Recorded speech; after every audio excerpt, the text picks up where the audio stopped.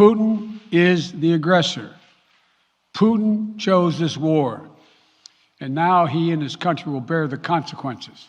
As per our latest update from what is happening in Ukraine, multiple media outlets are reporting that despite being outgunned, Ukrainian troops were so determined that they were able to slow Russia's advance, thus being able to hold on to the capital and other key cities for the time being.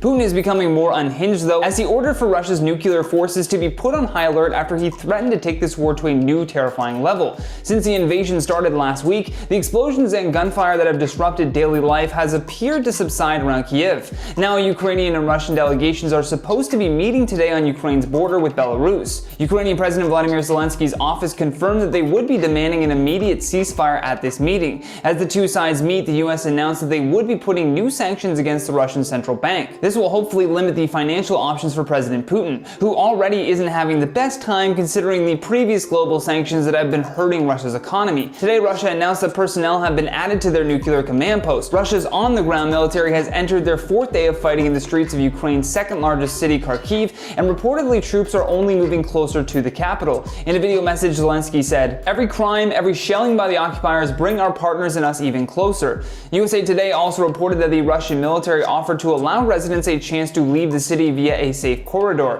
Terrified Ukrainian families have been held up in shelters and basements as they wait to find out the result of this meeting today.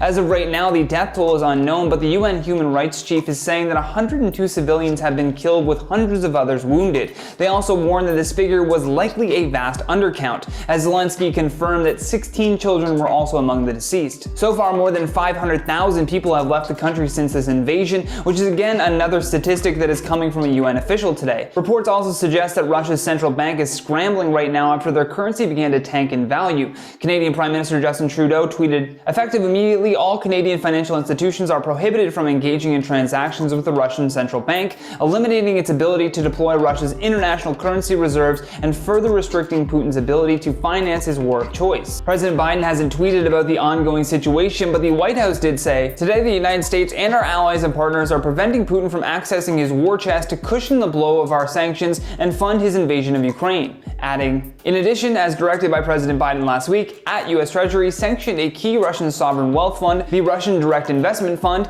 This action will go after the slush fund Putin and his inner circle of oligarchs rely on. And to combat this, Russia's central bank raised their key borrowing rate from 9.5% to 20% out of desperation to hopefully prevent these sanctions from completely destroying Russia's currency." In addition to that, a senior American intelligence official with direct knowledge of current US intelligence assessments said that Belarus could be sending troops to help Russia, especially after officials say they believe the invasion has been more difficult and slower than Putin had envisioned. I'd love to hear your thoughts on all this though, because that's all the time we have for today. So stay safe, and I'll see you on the next one.